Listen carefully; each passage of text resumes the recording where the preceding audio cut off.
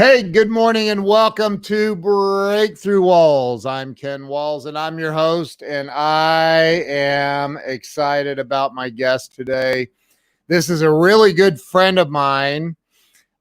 He is from the state down here in Ohio. We call it that state up north, Michigan. We're not allowed to say the M during Ohio State Michigan week, but some interesting facts about this dude that we'll talk about and his college football preferences. So I want to bring my buddy Eric Brower on. Eric, welcome to the show, dude. Hey, good morning, Ken. How are you, my friend? Dude, I'm awesome. I work from home, so people keep asking me, how's it going for you in this lockdown deal? And I'm like, just another day. So you've adjusted to quarantine well. Yeah, there was really no adjustment at all. Not at all. So yeah. I'm the opposite. I'm out and going 150, 200 miles an hour every day. So they just slowed me right down. So, yeah, working from everything, it's new. It's definitely new for sure for a lot of people. So dude, you're in the car business and we're going to talk a little bit about that. But, I want to talk about, look, there's our buddy Todd. You know that guy? Hey, Todd. Good morning, buddy. Good morning, Todd. So, I created this show a couple years ago to help people get unstuck. And, primarily because, I was probably stuck in a lot of ways. I've been stuck in a lot of ways throughout my life. And I know that by hearing other people's stories of being stuck and getting unstuckness, is that a word? I know that that's really, it's healing and it helps other people. So that's what this is about, dude. Let's start with where you, Mr. Eric Brower, where you were born and raised. So I was born and raised in Commerce Township, Michigan. So I've been in Michigan pretty much my whole life. Come from a pretty cool family. My mom was a teacher. My dad was in sales. I have one sister, and that's it. I'm just a normal guy out there, trying to get better every day. And small town, big town. It's growing like crazy now, but yeah, it's a smaller town. It's all surrounded by lakes, so everywhere you go, you're running into a lake, which is pretty cool. Recently, what was it? 3, 4, 5. How long ago has it been since I was in Michigan? Up there visiting. It was cold that day. It was winter for sure. Oh my God. It was not winter anywhere else except for in Michigan. Yeah. Like I get to the Michigan-Ohio border and a blizzard hit. And I'm like, by the time I pulled into your dealership, there was like 9 inches of snow on the ground. I'm like, where did this come from? I remember talking to you in the morning. I'm like, yeah, it's snowing pretty good here. And you're like, there's not anything down here. Yeah, it's dusting. You get here, we had to pull you out of the car, I think. And it was crazy. That's for you. It was crazy, dude. So, but I'll tell you, what I found interesting was Michigan's actually a beautiful state. I don't know why the Buckeyes down here give it such a hard time. I don't know either. That thing's been going on forever, huh? It has. So you grew up in a fairly small town then. Yeah, I'd say that. I mean, our high school was large. I think we had 1,500, 2,000, total in there. But I wasn't from a big city by any means. Okay. How about school? How was it growing up, going to school? Like, were you into sports? Were you what was going on in as a kid? Definitely a sports guy. Baseball was what I played the most of. But I like basketball, baseball. I like all the sports. Now I'm playing football once a week, and until we just got the quarantine. But sports has been a very important part of my life. I think you learn a lot from it, and now that I have a little boy who's 4 years old, I'll be getting involved in the coaching end of it and teaching kids how to play sports. So, that's awesome. So, did you go to college? I did. I went to Northwood University, and very good school. It's a small school, but they're very well known for business, and learned a ton there. Absolutely fantastic institution. What'd you go to? What was your major? Automotive marketing and management. Automotive marketing and management. Yeah, they're actually the only university in the United States that I know of currently, but they actually teach you how to run a car dealership there. Really? Yeah. So okay, let's back up. Did you work in high school in a car dealership or something? I did. Yeah. So I started at a boat marina, and I'm washing boats. I'm working the gas dock because it was right next to our subdivision, so I could literally ride my bike there. So I think you were working at like 14 and 9 months, and I worked at the marina, and then from there it evolved, and then I got involved as a porter at a car dealership. So washing cars, doing whatever you had to do there, and that's really where I got interested in it. And I'm like, man, there's a lot of people making a lot of money in this space, and I want to get a piece of that. So I think you're the first person I've ever met that went to college to learn how to run a car dealership. I've never heard of that. Well, there's thousands of us out there. Yeah. But yeah, so I mean, early on, I was like, you know what, I want to own one of these things, and then from there, it's been like, hey, do you want to own it? Do you want to, be a? I did wash your car yesterday. That's true. Did you? I do it all. I had flashbacks of when I was, 15, 16. So, but so who's this Todd Bailey guy? Isn't he like the water boy or something over there? He's a good dude. I love Todd. So you went, I've never heard of, and I'm not making fun. I've just never heard of anybody going to college to learn how to run a car dealership. That's pretty amazing. Yeah. So you said at 16, you started washing cars at a dealership. Well, by 16, 15, 16, washing some cars. Then I ended up working in a service drive, and then I ended up learning how to sell cars. And then, and then we came out, then I was a finance manager for quite a while. So I got into management relatively quickly, and then have pretty much held every role in management in car dealerships in the last, 18, what am I be? I'll be 38 next week. So since I've been 21, I've been in management. That's insane. And look what my wife says. She's, hey. You did. So you get out of college with your degree in what is it? Automotive marketing and management. Marketing and management. And what happened from there? So there it was like, all right, well, everybody has to start out, selling cars. So that was my background. So I was selling cars. And it ended up being a short period of time. I picked it up, pretty quickly, and then was promoted into finance. So I became a finance manager, the dude that gets all the deals approved with the banks and sells finance products and everything like that. And then just it evolved from there over the years. I had, various sales manager jobs, general sales manager, retail operations manager. So I've been heavily involved in the senior management side of things.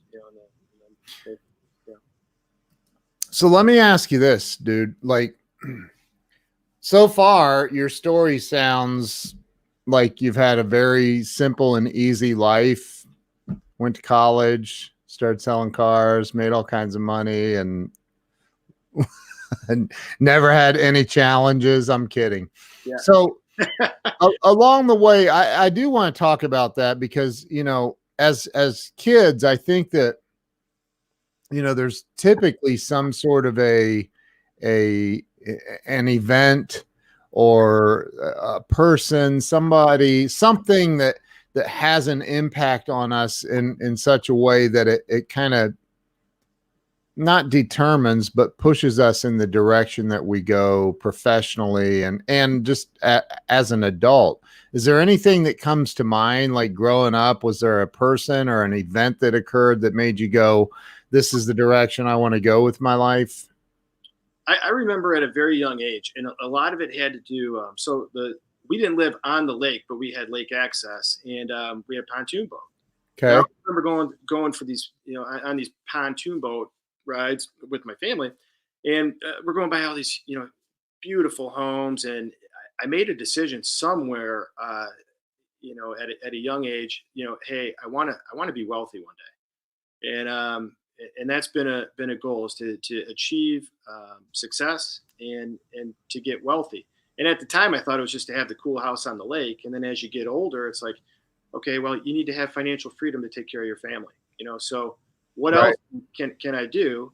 And but at a young age, it stuck. It's like, okay, I do want to be successful, and I know I want that type of life, but how do you get it? And then been just trying to figure it out, as we go. So do you feel like because I know you've obviously been very successful. You've held the general manager title. You've held F and I. We all know that the F and I, the FI guy, makes all the money. I'm kidding, but I just got unfriended by every single F and I manager, that friend of mine. No, but you've held a lot of different titles in the dealership, and do you feel like that it's your drive for financial freedom that pushes you to hit these levels, or what is it? What's the drive?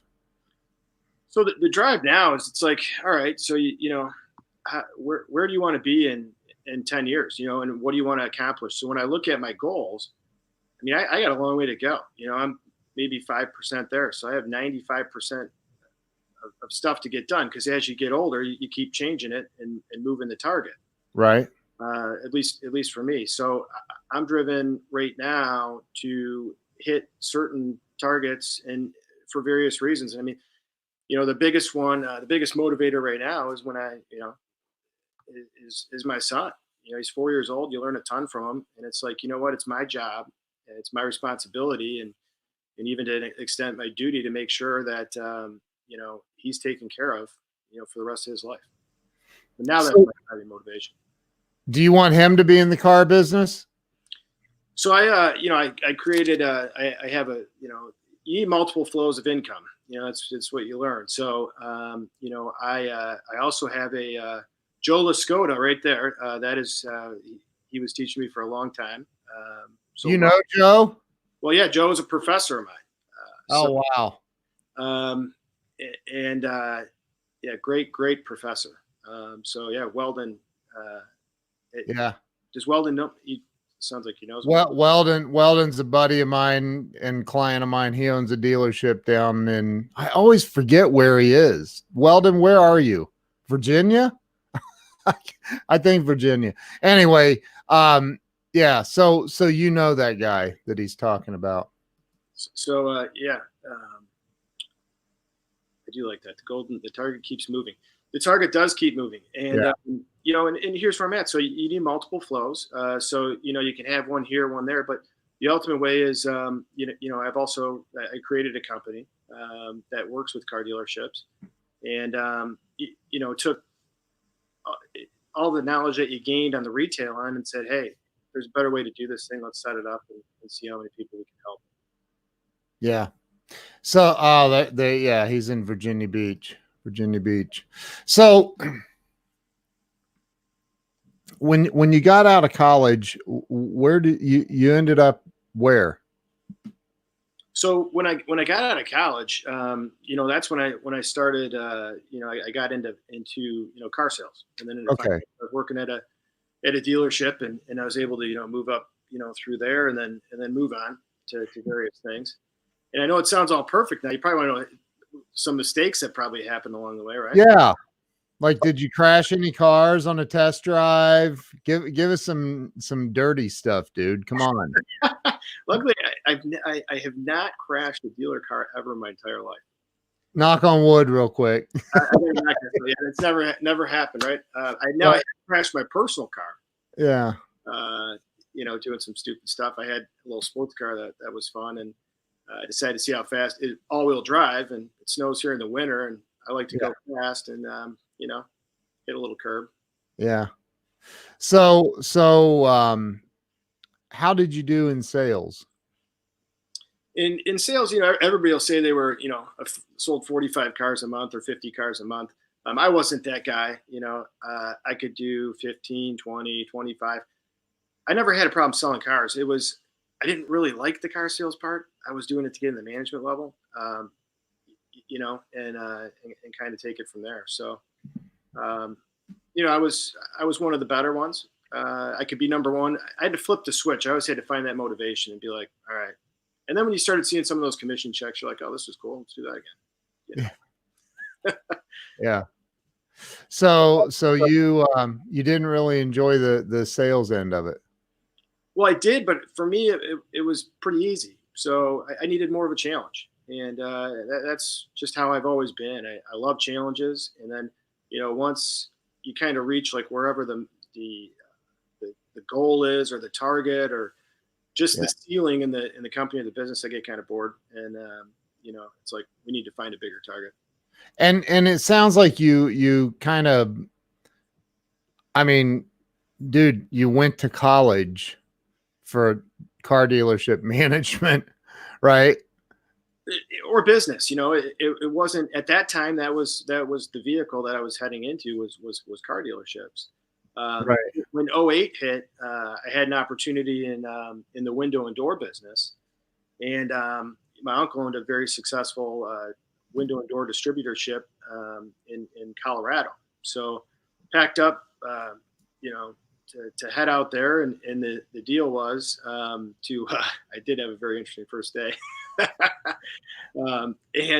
So he packed up, went out to Colorado, and the idea was to buy the business, and that was probably the most challenging time. We were entering the recession. It's like, how does this thing look? I was very young, and so it was a undertaking. I was probably 27, 26, somewhere right in there, 28. I'm not quite sure. And I did something that, knowing what I know now, I would have never done. And I allowed the negative part of the recession to make me retreat. And then I didn't close that deal. Came back to the safety net of the auto business. And that was the number one mistake I ever made that I've made in my life, not finishing that deal. Really? Multi-million-dollar business, huge opportunity. Because after that recession, when you watch everything that happened in Colorado, it was housing boom after housing boom after housing boom. Yeah. And the things that I was scared of, losing everything, wouldn't have been the reality. But you don't have that crystal ball. But I never took that final jump, and I'd be in a completely different place today if I would have done that. So you went, so you were in Colorado, the recession, did the recession hit and then you went to Colorado, or you went to Colorado and then the recession hit? It was all starting to happen at the same time. Got it. It was getting uglier as, during the BuySell Deal. And then, it was one of those things. Can you just, yes, it was my uncle's business, and he ended up selling it last year. But that was the number one thing. It was like, knowing what I know now and all the principles, and if the 10X rule would have been out then, and I would have read that book, I would have never stopped doing what I was doing. Wow. And so you said you retreated back into the safety net of the car business. I did. And then, it was because it was what I knew. And, right. But, in reality, you look back, you can't change it, but, everybody, but you can learn from it. And what I know now is I'm not wasting the next one. Right. meaning the big opportunity, whatever that may be. Right. Right. And so you came back to Michigan, Correct. and you're in Ann Arbor. I live in the Brighton Howell area, so about 40. I'm 40 minutes, 30 to 40 minutes north of Ann Arbor. Okay. And I came back completely broke. So for the first time in my life, I didn't have any money. Really? I'm talking completely broke.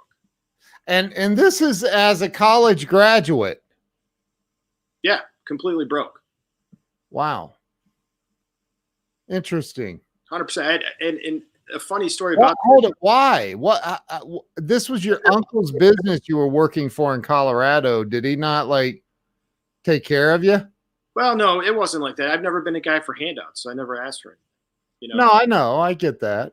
But so, it was more of a pride thing, and like, hey.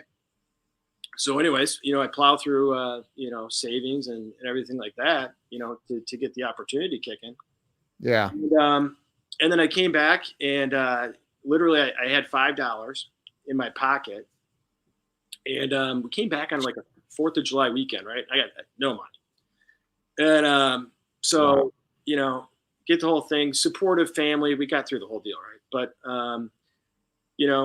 I'm like, I'm not taking anything from anybody, so I'm going to go back. So literally on the way back from Colorado, I'm plowing through, setting up, job interviews or meetings. And by the time I got back, I had, already a couple management offers at car dealerships in place. And it's like, when can you start? Right after the holiday weekend. Because wow. they were closed at that time. But I kept that $5. The reason why I bring the $5 story up is I kept that $5 for the longest time, really in my closet. And every morning when I got dressed, I never forgot about that. So I was only broke for a short period of time. But I learned from that, so that'll never happen again. Now I don't know where that $5 bill is, but it was my motivator. I just left it out there, and every day went out and hustled and grinded and got back on track. So did you? Okay, but you worked at a car dealership before you went to Colorado. Yes, I was in the car business the whole time before that. Okay, for how many years? 3, 4. How old were you when you graduated college? I'm 22, 23, something like that. 21. 21. Yeah. So you were in the car, and you went to Colorado around 28 years old. You said 27. Yeah, so I probably would have been. I'm trying to think what years it was. I mean, so 4 or 5 years in the car business before I went. Okay. At the same dealership? Yes. Okay. Dunning? No, that's who saved me when I came back. So, yeah, that's now we're okay. So, yeah, when I came back, I had an opportunity with a large group, and then I met Julie, and that was the end of it. And then bam, I was like, I met Julie virtually like this when I was on a meeting with Todd. She seems like a really, really sweet lady. So, so you came back to Michigan with $5. Did you say, "Hey, could I get a little bit of an advance?"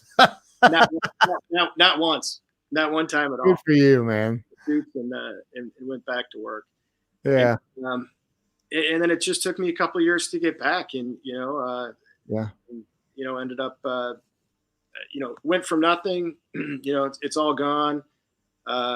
Worked my butt off, and within a couple of years, I was buying a house in a country club. So that's awesome, dude.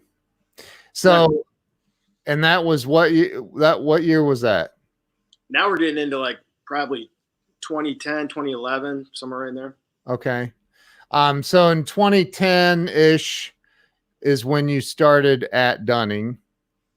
Right on. Correct. Somewhere in there. 2010, 2011. And was that washing cars again, or what were you doing? No, they gave me an office and everything. Did they really? Wow. Yeah. I came back when I was hired in theirs as a sales manager. So. Oh. Okay. How did that go? It went great. One of the best decisions I ever made in my life. Was it? Good. It was, yeah. Good. So, you sound a little bit, you were, as you were talking about the deal in Colorado, and you said, that it was a bad decision to leave that, right? Correct. So what was it about? Like, what do you have some kind of a regret that you live with, or not really? I think when people say they don't regret making certain decisions that they know they should, Yeah, I think you might be fooling yourself a little bit. sure. Everybody does that. Yeah, and you have that old adage, hey, let's not live in the past, and you try to do that, but I'd be lying if I said that it doesn't cross my mind more often than not. And it's just knowing where I'd be right now, and part of it is I move in this new construction neighborhood here. I'm watching all these houses go up, and I know the amount of profit that's on the back of all those window and door trucks that I keep seeing every day. So yeah. um, did you?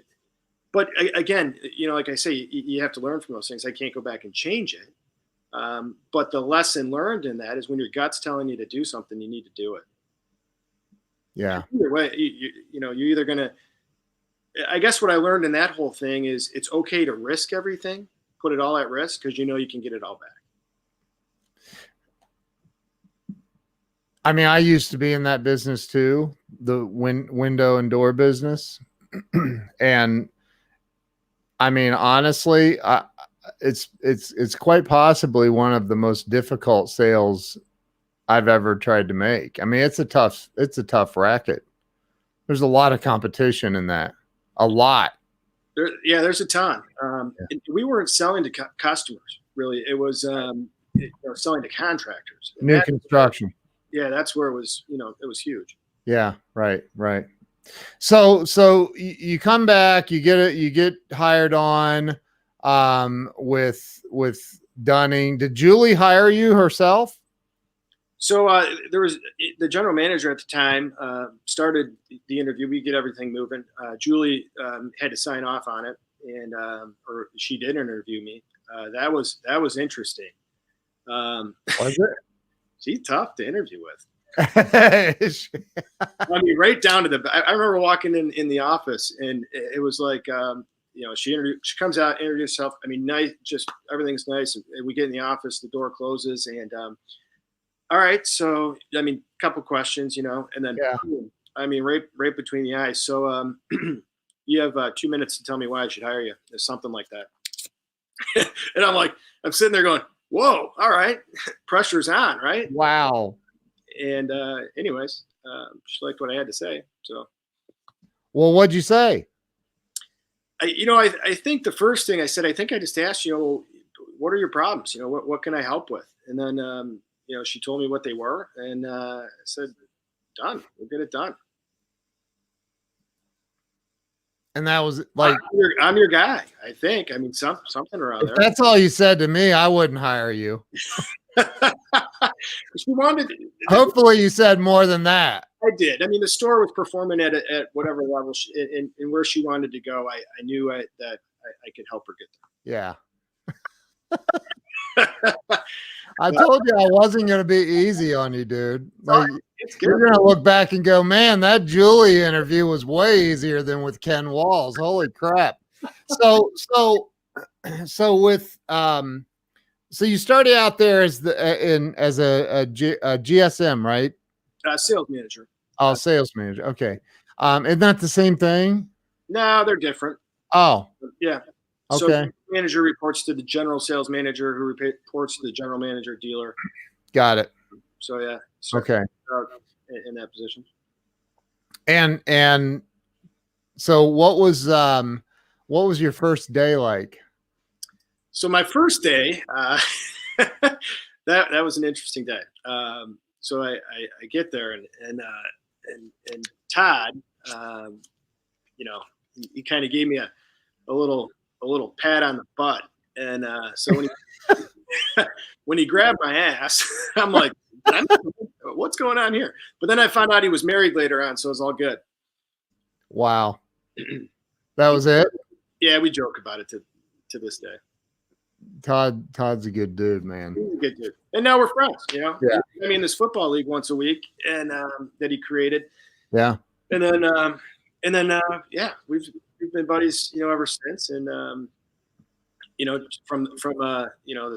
football league, which is a lot of fun. Yeah. Except we're on the older edge. When you're going up against like the 20 somethings, yeah, they're still pretty quick, and you're kind of sore the next day. But Yeah. I've heard that. So, now you've been with Dunning ever since, right? I left for a little while. They, I was there for 3 years. Then I left and went on the corporate side. And then we've had a relationship though for a decade, probably. Yeah. They're pretty amazing. Unbelievable. Great. Yeah. I know a lot of people in the car business also, and I mean, I tell Todd all the time, like, dude, you're my favorite client. Like, he's just like so easygoing. And I shouldn't say that because you're a client too, but like he doesn't. I don't think Todd gets. Have you ever seen him get like really, really ticked off? Yeah, I did. Before we got shut down, it was our last football game. I missed a tackle, and he's all over me. I mean, yelling and screaming at me. Was he really? On the field, you got to block better. I'm like, get my 3 guys. Oh my God. I'm talking about in business though. I don't think I've ever seen him get, well, I mean, you've known him a lot longer, obviously, but he doesn't really get fired up. It doesn't seem. No, he's pretty even keel. Yeah. Yeah. I used to get fired up all the time, and now I still can get fired up, but I stay pretty even. So what's your title there now? So right now I'm general sales manager. It's kind of the gig there. Okay, but have you been general manager there? No. Okay. Well, that's next. I have no idea. So what's next for you, dude? What's your next big goal? What do you like? We talked about that. The target's always moving. What's on the agenda? So I mean, there's you got to always add wood to the fire, right? So you have obviously the car dealership. I have a consulting company for auto dealers that's out there too. So we're helping a couple of dealers. And I think bigger long term, it's really, what else do you do? What can you invest in to really grow your money? What's safe? I'm not a stock guy, so it probably won't be something like that. But the real estate, you and I know somebody in that space right there. Yeah. That seems to be a really good, solid investment. And look to see what we can do with guys like Cardone Capital and stuff like that to help grow the money and get to the next level financially there. Jill has a question here. How's the car business handling, at least from what you see in your dealership? How's it handling all the changes? How's leadership managing employee morale and all of this? How are you guys dealing with all that? I've not really even thought much about like because there's got to be guys and gals that are like, I'm screwed. I have no money now. Yeah. So, fortunately, we're working remote. And that's probably the best way to do it is keep everything working remotely. Michigan's a state that you can deliver a car right now, but you have to do it, outside of the dealership. So showrooms are closed, but you can. So you just keep everybody safe. And working remotely, again, that's the key. You have your meetings every day, just like you do. Just now they're on go-to meeting, so you can talk to your teams and keep them engaged with customers, and just keep your sales pipeline full, and then you can succeed. What do you think because I think right now people have to you have to get creative. If you're not being creative right now or learning some new skill sets, I mean, right now you have the biggest opportunity of your life. I think. You're right on the money, Ken. And too many people, and it's every business out there. You have to get creative. How can I deliver to my customers? What do we have to change? And the chiropractor might not be able to, just crack backs out of the office now. You might have to, maybe you have to go to the house. Maybe you don't know how all that looks, but you can either close your business or you have to figure out how you're legally able to operate with all these, government orders out there. Yeah. And whichever way you can legally do it, you're going to have to get creative and figure out a way to do it. I mean, that's it. I mean, there's so many. Think about the people that have for years said, I hate going to work at this stupid place. Well, now you have a chance to create a new skill set. Like, you don't have to go to college to learn this stuff. There's all kinds of opportunities. And it's sad to see the people that aren't working. You're right with building the skill set, and they're treating this like a vacation, and it's not. It's a serious problem, and if you treat it like a vacation, when this thing opens back up, those people are in trouble. And you really have to, like you said, a new skill set, a new. If I were laid off right now, I would be, figuring out, okay, I need to create a company. I need to get revenue right away. What's the fastest way to do that? And here are the skills I have. So let's go out and get it. Yeah, that's it. So my wife's saying, so you can sell cars. I think the answer is yes, right? Only online in Michigan. So it's got to be online. Wow. That needed to happen in the industry anyways. It was trending that way. Now it's an emergency. And you have to figure it out. And you guys are successfully doing it. Yeah, we found some ways to do it. It's definitely a challenge. It's definitely different. But there's a market still out there. People can't sit at home forever. I talked to a buddy of mine last night who's a GM at a dealership in Florida, and they're tracking to do 100 cars this month. Which is way down. Sure. Like, I think they're used to 250 or 300, but still to do 100 cars and there's nobody walking through the dealership. There's no advertising, nothing is pretty insane. It's definitely a different time. Yeah. And you wonder what it looks like when this is all over with. Are people, from like shaking hands, are you going to you don't know me. Are you going to want to shake my hand when this is all done? Or are you going to be scared? I'm not scared. I'm not scared either. I'm not scared. I'm not scared of this thing in not one little tiny bit. I think what are your thoughts when it comes to, and I'm sure you guys have talked about, I can't imagine that you haven't discussed on a management level, at least, like, how's this going to change the business when you do go back? Why am I hearing myself all of a sudden? That's weird. So, I don't know. You still hearing yourself? Well, only when I talk.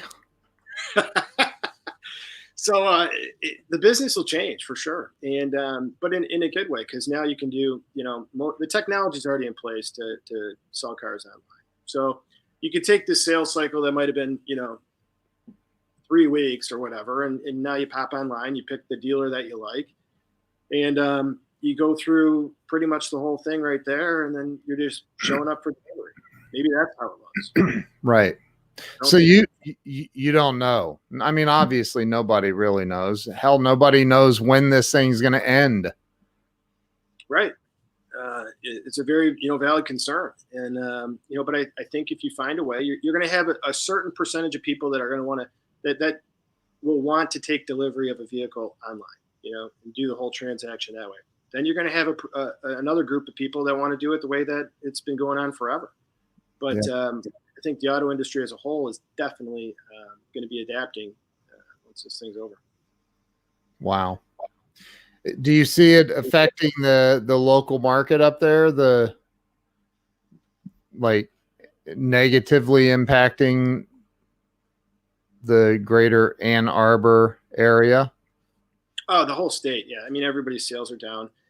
You look at, I mean, the unemployment rate, it just climbs, on a daily basis. I mean, our restaurants, the bars, they're closed. Landscapers can't even mow lawn. I mean, they can't even, that's non-essential. So we pretty much come to a halt. Economically, there's very few businesses that can actually operate.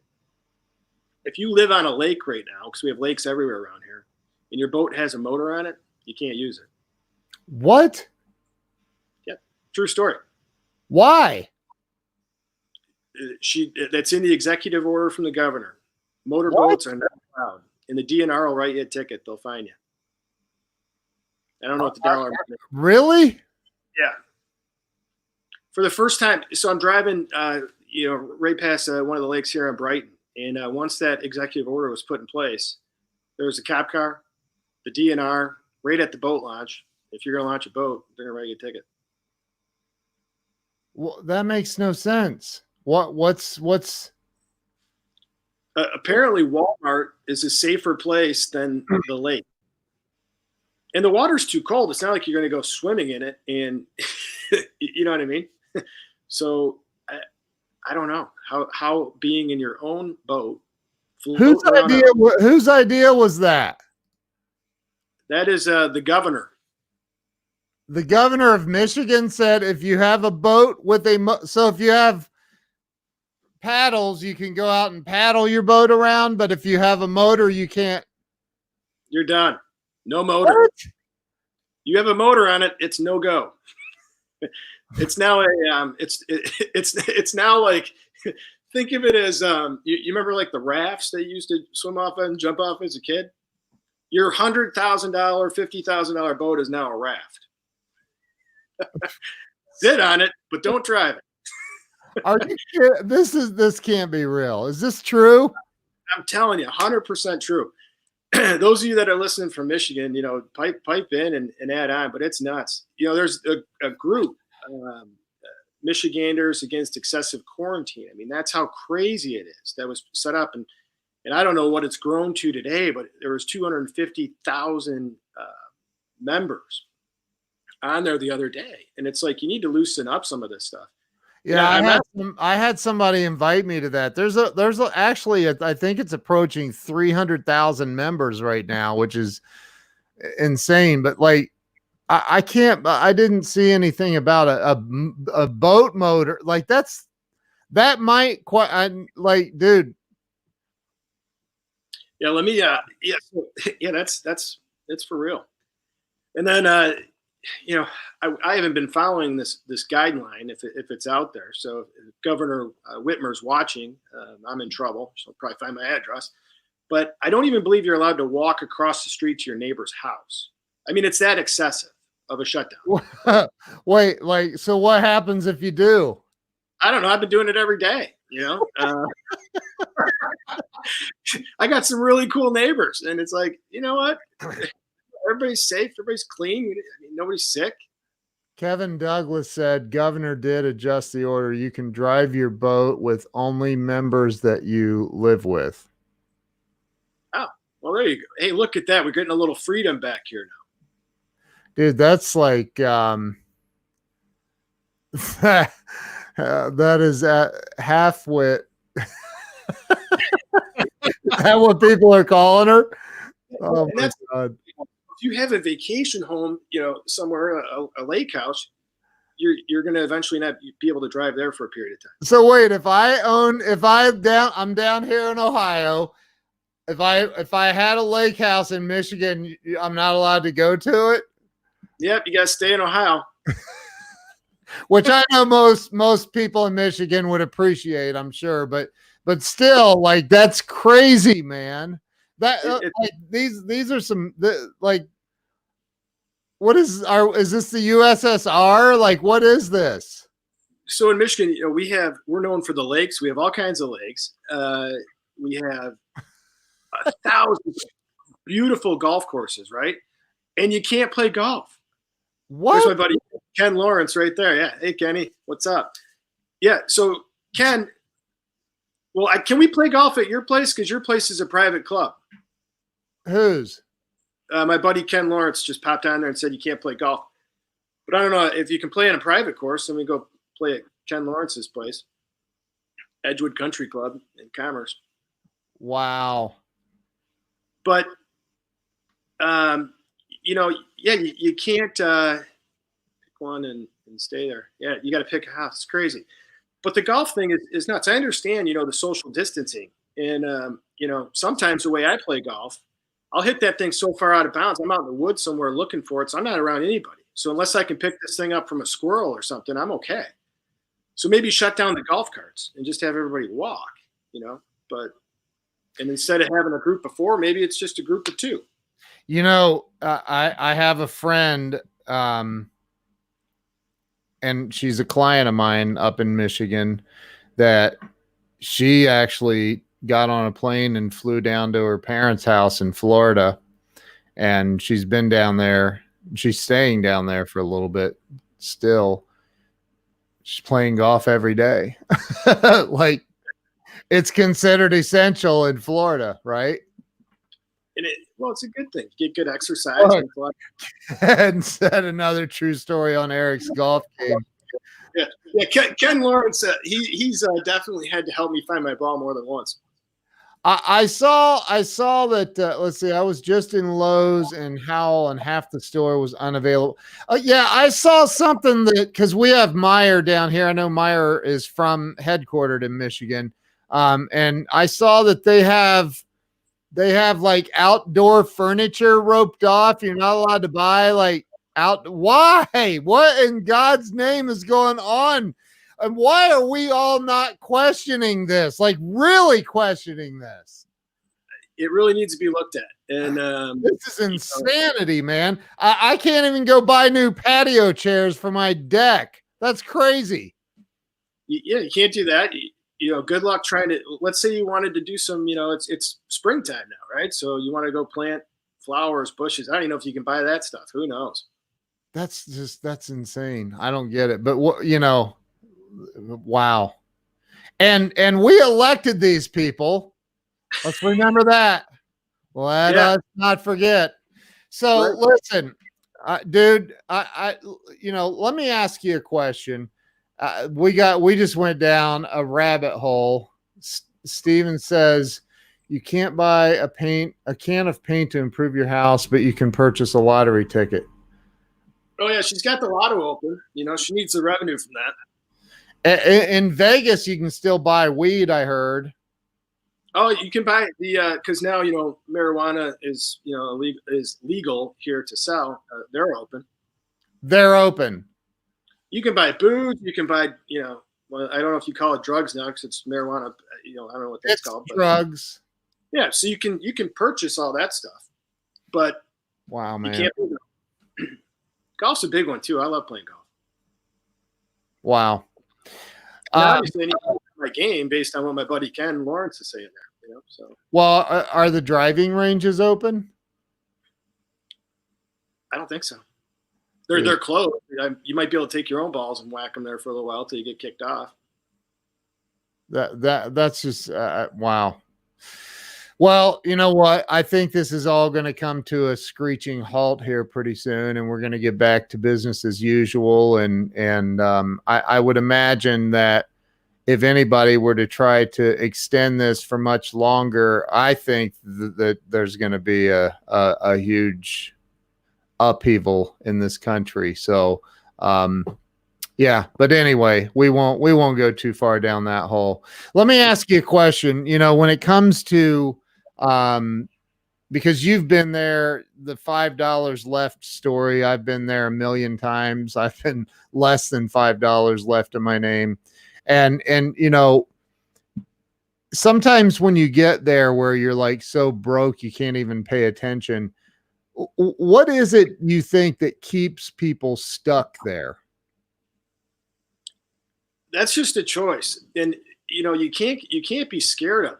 And you need to learn from it. So I think where people get stuck and get hung up on there. There's my buddy Glenn Morshower. If you guys don't know who he is, he's a hell of a dude. Good friend of mine. He was on the TV show 24, and He's on the Resident currently, and good dude.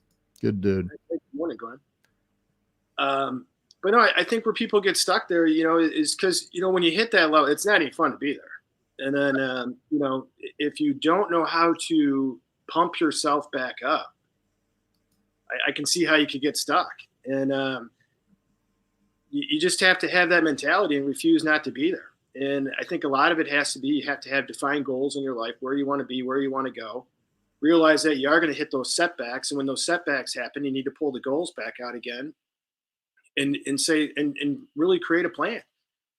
And is it easy to get out of there all the time? Absolutely not. Is it doable? Yes. But you got to be determined. You got to work your butt off and just say, you're just not going to accept being there. Do you hire any of the sales staff? Do you hire the sales staff at the dealership? Yeah, I'm involved in hiring.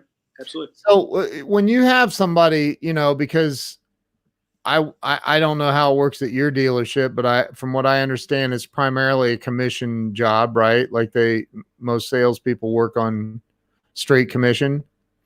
So when you have somebody that's had a bad run, or they're broke, I'm sure they come to you and say, man, I'm broke. Right. Or yeah, happens all the time. What do you tell them to get them out of that mindset, get them unstuck? What do you say to them? The biggest thing you need to do is you need to show them how to do it, because they're in that rut. And, it's not, at that point, it's not hey, keep working hard, keep all that. You literally pick up the phone with them, and you just have to, you're selling with them to help them get out of that rut. And that's the key for me anyways. And then get the momentum back, get them winning. The faster you get them winning, then they're back on their own. Right. And then they love you forever because you helped them. Dude, that's awesome, man. That's awesome. So listen, I appreciate you coming on, sharing some of your experience and strength and hope and encouragement. And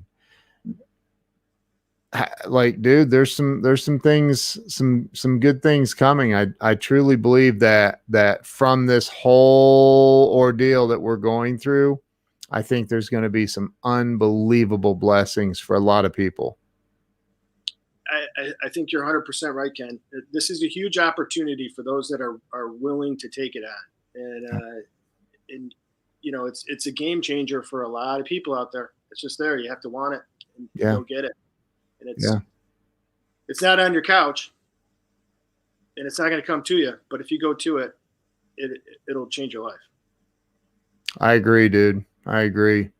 Eric, thank you for coming on. Thank you for sharing. You rock, dude. You're an amazing guy. So I appreciate you coming on and sharing. Hey, thanks for having me, Ken. Where can everybody follow you? You can follow me on Facebook, Instagram, LinkedIn, wherever. I'm everywhere. So my Facebook page, I don't know how you can share that out on this thing. You have that. Instagram for sure. Just look you up on Facebook or Instagram under Eric Brower. Yep, Eric Brower on Facebook. Instagram, I believe it's at. I should know this. Let me look. Yeah. You caught me off guard. On Instagram, I'm it's real Eric Brower. Oh, okay. So follow me there. Dude, thank you, man. I appreciate it. Thank you to everybody who's watched, who shared this out. You guys rock. Thank you. I really appreciate it, man. Stay on here. Stay on here. Glenn is saying is Eric from the Great Lakes area. Yep. He's in Michigan. Yep, definitely. Yeah. All right. Hey, thank you guys. We'll see you later. Thanks a lot, dude. I appreciate you. Don't hang up on me though. All right. Thanks, Ken. All right.